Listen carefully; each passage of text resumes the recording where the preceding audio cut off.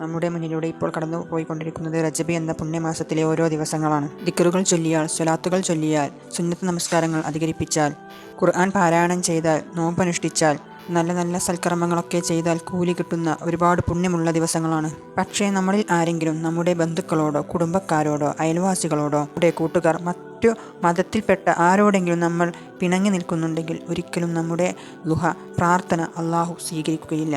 നമ്മൾ എത്ര പാപമോചനത്തിന് വേണ്ടി അള്ളാഹുവിനോട് കേണപേക്ഷിച്ചാലും അള്ളാഹു നമുക്കത് തരുകയില്ല. കാരണം ഓരോ മനുഷ്യരും പിണങ്ങി നിൽക്കുന്നത് അത്രക്കും പാപമുള്ള ഒരു കാര്യമാകുന്നു.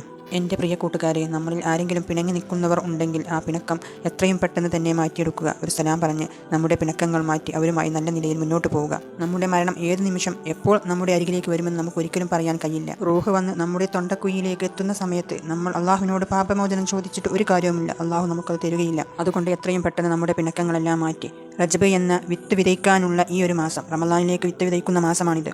ആ മാസത്തിൽ നമ്മൾ ഏറ്റവും നല്ല റമളാനിൽ കൊയ്തെടുക്കാൻ പറ്റിയ നല്ല ഫലങ്ങളുള്ള വിത്തുകൾ തന്നെ ഈ റജബിൽ നമുക്ക് വിതയ്ക്കാൻ സാധിക്കണം.